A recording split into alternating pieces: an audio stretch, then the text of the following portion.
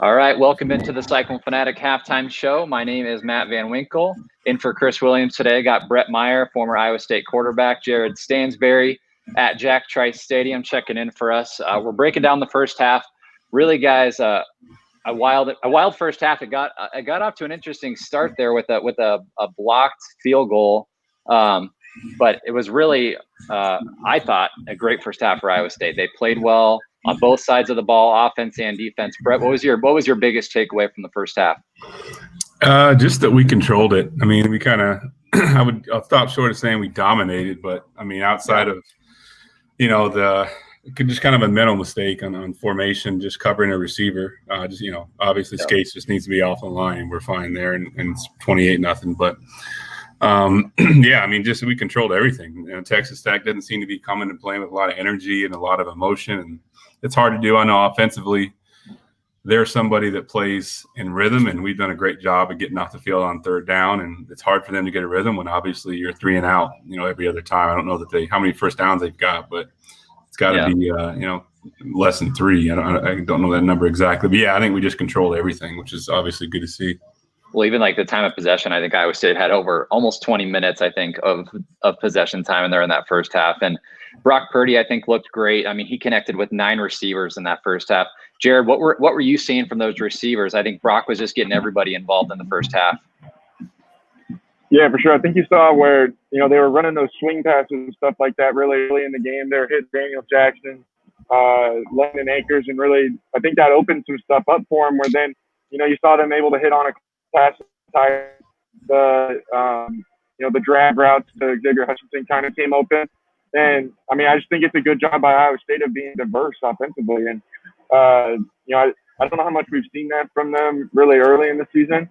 But I thought that, Tom Manning has had a fantastic game plan for this game. And, how quickly Iowa State was able to get going. I mean, I'm right there with Bret. I mean, I don't know that you could call it a domination since, Texas Tech did score once, and it was because of something that Iowa State kind of messed up on. But, it's as close to that as you can get.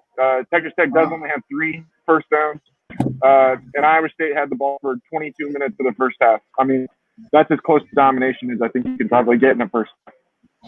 Yep. Iowa State 21, Texas Tech 7. We obviously want to thank our sponsors of the halftime show.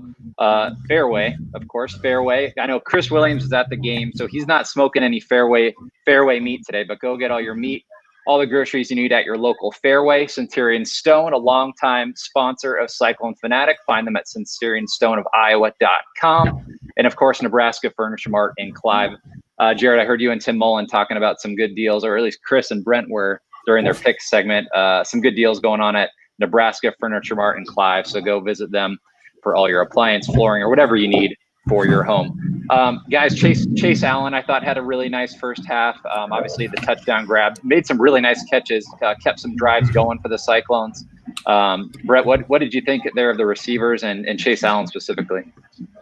Yeah, Chase had a good first half. I think early in the game, kind of what Jared mentioned, when you're utilizing kind of some of the bubbles or just utilizing the lateral scheme to open up the middle of the field, it naturally does that. And you're seeing that now with the tight ends and receivers and utilizing crossing routes. And so, Chase had a good first half. I think he's just continually improved over the years, obviously being healthy. Contributes to that, but we're extremely deep in the tight end room, and Chase had a good he's had a good first half. Xavier Hutchinson made a great play, second effort. Couldn't believe he was able to stay in bounds on that third down, but got some extra yardage and got a first down, which was big.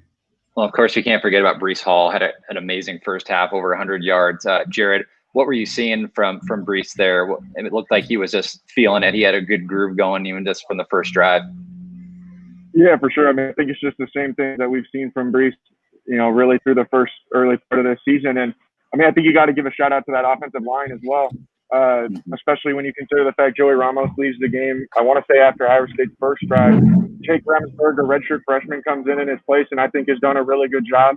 That offensive line has done a fantastic job of being able to open holes for Breece, and then he's done what he needed to do to keep moving it down the field. But I think, man, we got to be in a position where Breece has made it pretty clear he's one of the best running backs in the country right now, and sure. I mean, each and every week he's just continuing to elevate that level of play, and he's he's a special talent. I think we know that for sure.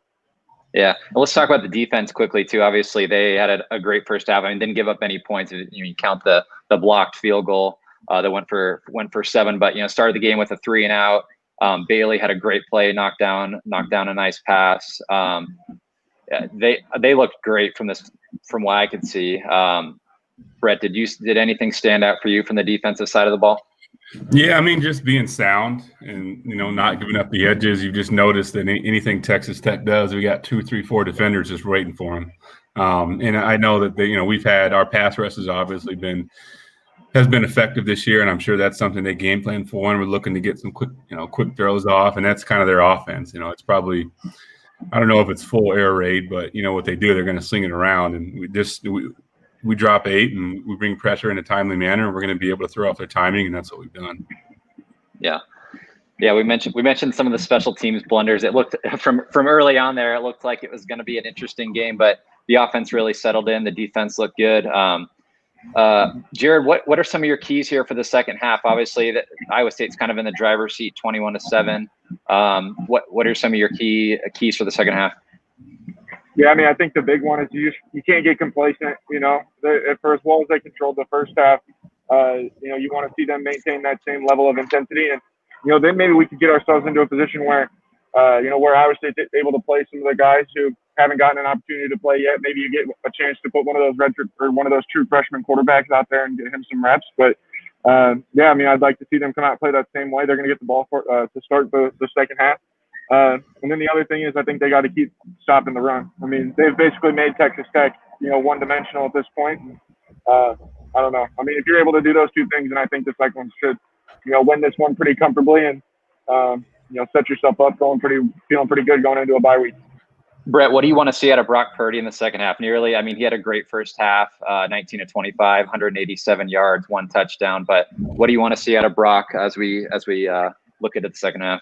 Yeah, I mean, I think for them it's just ball security, make the plays that are there, don't try to do too much. I mean, this is a game that this should be a 38-7, 42-14. I mean, we should be able to just continually stretch this lead out in the second half, and it's just about not getting complacent, like Jared said. And because again, Texas Tech does not seem to be playing with any kind of energy, any kind of emotion. So we just got to make sure we can take advantage of that and just put them away. I'm trying to look for the Red River shootout score. It looks like Oklahoma got the win 53-45, 4 overtimes in that game. Jeez. So I guess that sets up pretty well for Iowa State. They were probably pulling for Oklahoma in that one. The game after this, I guess the Kansas State game will be an interesting one. We'll have our eyes on that. Guys, anything else for you before we wrap this up? I'm good, man. So all right, guys after the game. Sounds good. Well, again, we want to thank our sponsors, Fareway, Centurion, Stone, and Nebraska Furniture Mart out in Clive. 21-7, Iowa State leads it. We'll see you after the game. Jared, Stansbury, Rob Gray will have the wrap after the game. Chris will have an instant reaction, I'm sure, at some point coming up, and you'll have more coverage at cyclonefanatic.com. Thanks, everyone, for tuning in, and we'll see you after the game.